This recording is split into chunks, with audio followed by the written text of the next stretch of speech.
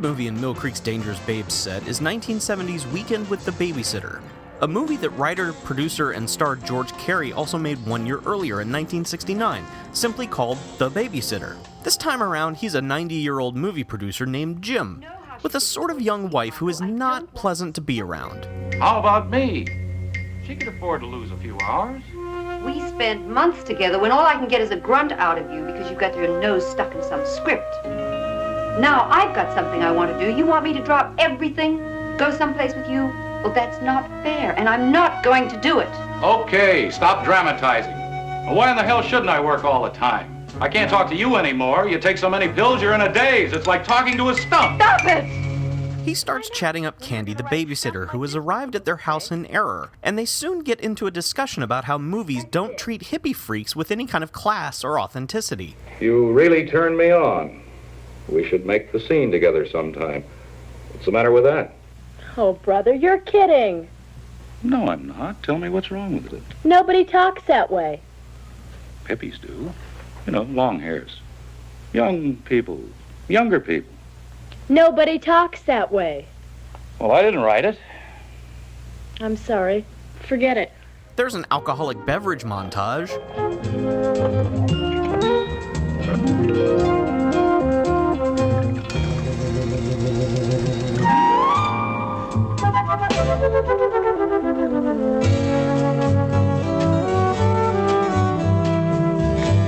And then they're off to hang out with some beatniks. Hey, you guys, I'd like you to meet a friend of mine, Jim Carlton. This is AK.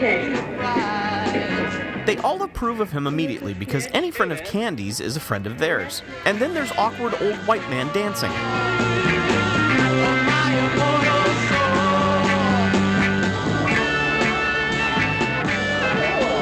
Don't work so hard. Let the music get into you. Don't just listen to it, feel it.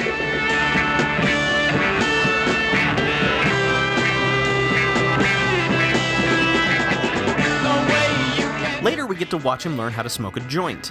Come on, man, bang away.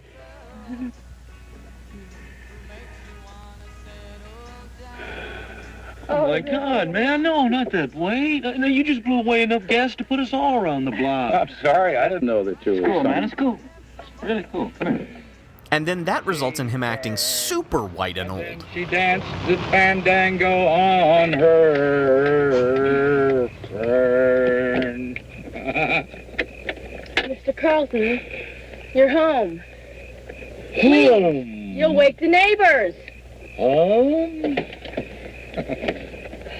That's out of sight. How do I say that?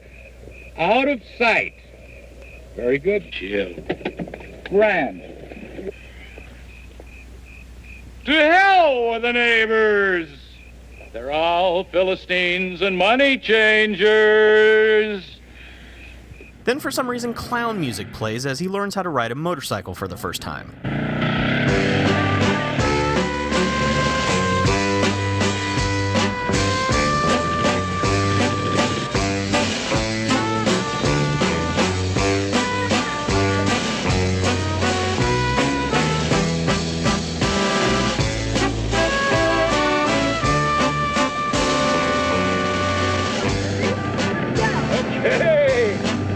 Afterwards, they're off to hang out with their new biker friends at the dirt track. Meanwhile, I should point out that the reason the wife couldn't hang out with her husband and prevent all these shenanigans from happening in the first place is because she's a junkie whore who has stolen his boat so her drug peddler friends can do drug deals and have uncomfortable three-way sex. Here's your surprise, Doris. And she tells me she's ready for you.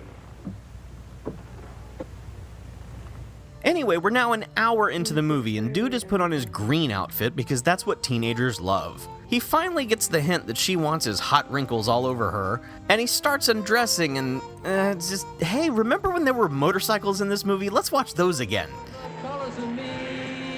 Yay, motorcycles. Vroom. After that unpleasantness, they fly off to the Dude's winter cabin for more awkward lovemaking and mutual eating. I love you. I know. Ooh, swing and a miss. You mad at your wife because she's out on the boat? Well, yeah. She lied to me.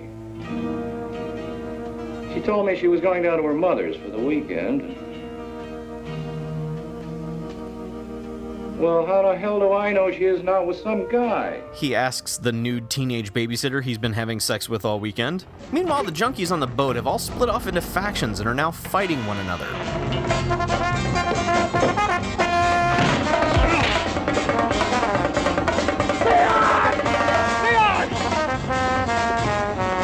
God, Rich, no! What are you doing? I'm gonna put this boat on the beach. On the beach? But you'll sink it if you try that. I don't give a damn. You want to kill us too? She's right. The stuff's no good to us if we're dead. Shut up, you junkies.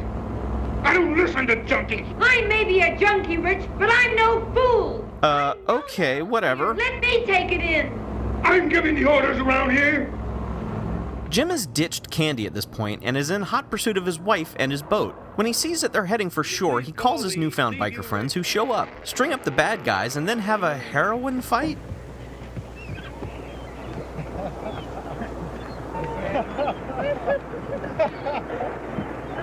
He then chooses to be with his junkie wife over Candy, and the movie ends.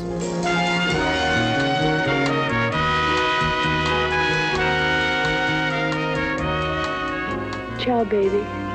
Weekend with the Babysitter is appropriately titled. He spends a weekend with the family babysitter. The film itself is strangely watchable and is the best of the films so far in this series, but that doesn't mean it's any good either. And Jim's dumbass final decision earns this movie a rube on the Dangerous Babe scale, because only an idiot would choose a terrible mother and a heroin addict over a super naked babysitter.